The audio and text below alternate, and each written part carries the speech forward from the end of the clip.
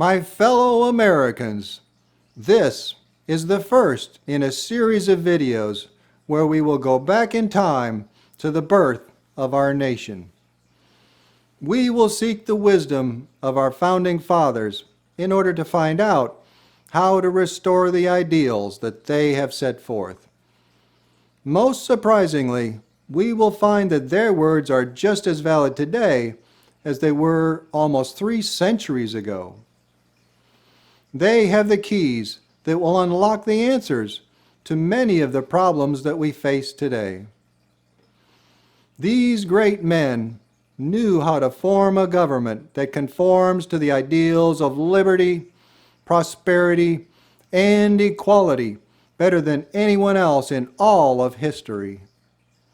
They knew what truly great looks like. So here today, 245 years into our journey, we will use their words in 2 ways. First, to measure how well our nation has held to the standards that they have set forth. Their words will reveal what you and I already know. We have failed to remain true to the path that they had intended, and our land is in serious trouble. If we don't change course, then our democracy will continue to decline and weaken. And second, where we have faltered, their words will be used to guide our country back to the path of wellness and strength, back to the shining star of freedom and opportunity that it was meant to be. Inflation and government debt. Thomas Jefferson, 3rd President of the United States, said, "I believe that banking institutions are more dangerous to our liberties than standing armies. If the American people ever allow these institutions to control the issue of their currency, first by inflation and then by deflation, they will deprive the people of all property until their children wake up homeless."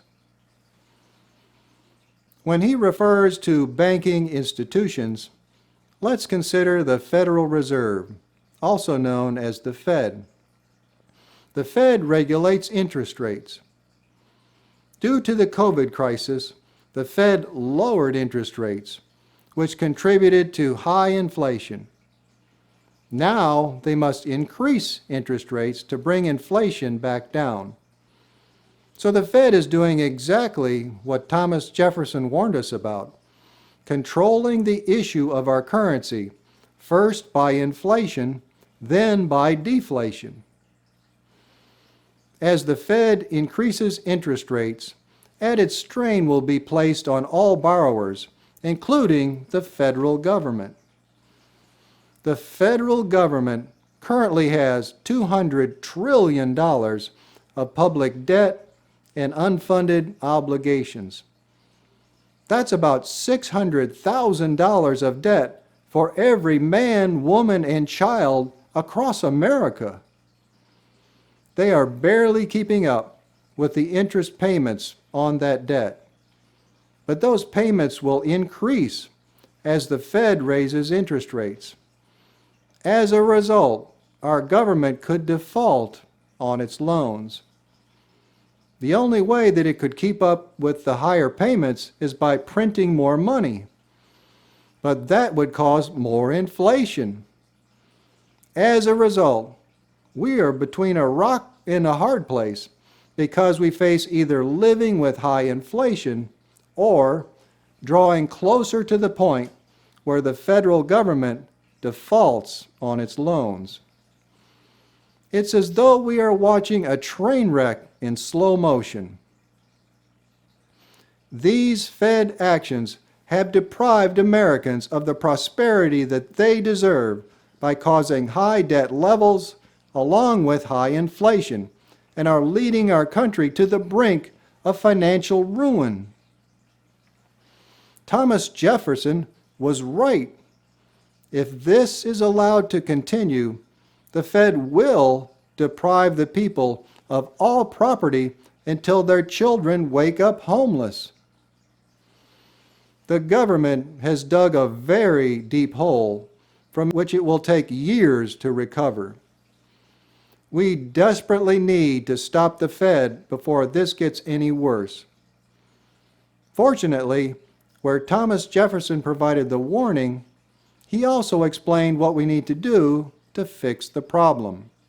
And I quote, "The issuing power should be taken back from the banks and restored to the people to whom it properly belongs."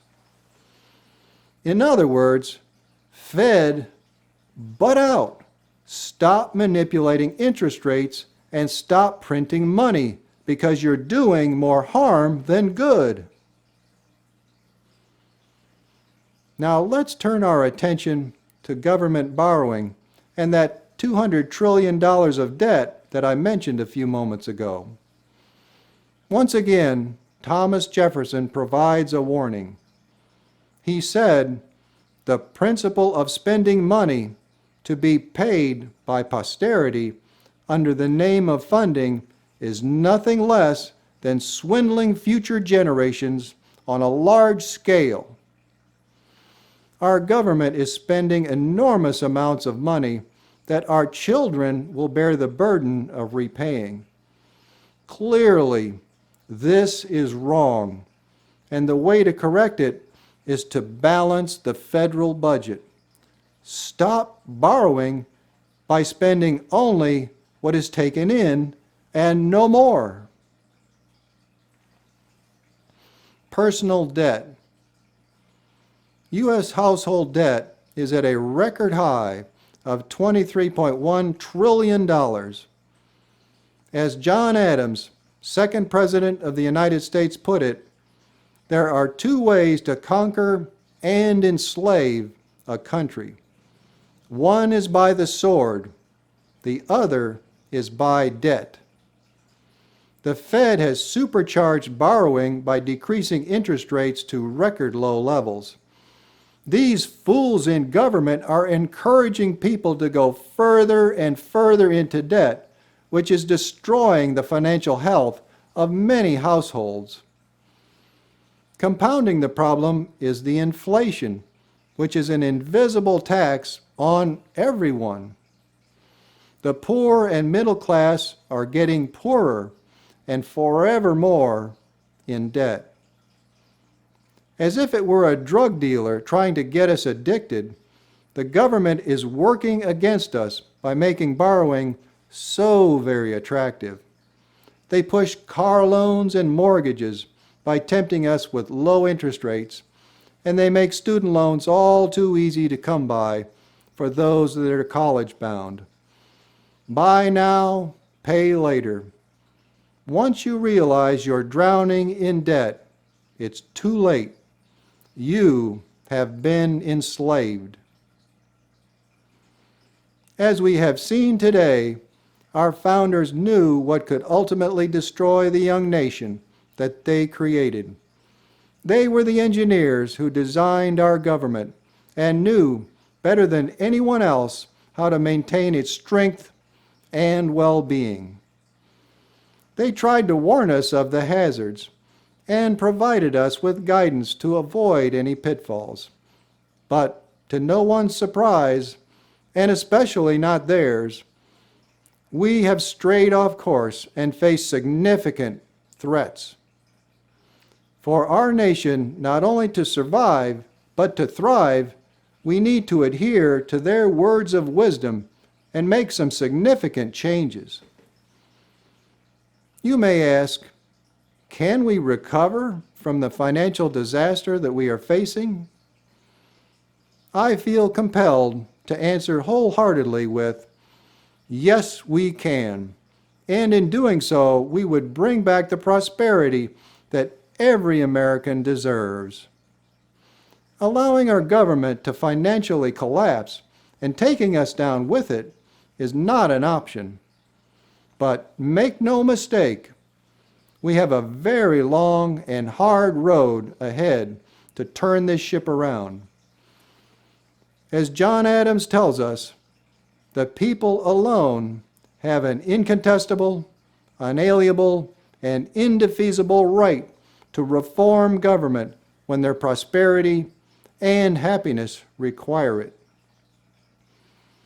Now that you know the truth about our country's financial condition, you may wonder why our legislators and our president continue to spend money that the government doesn't have.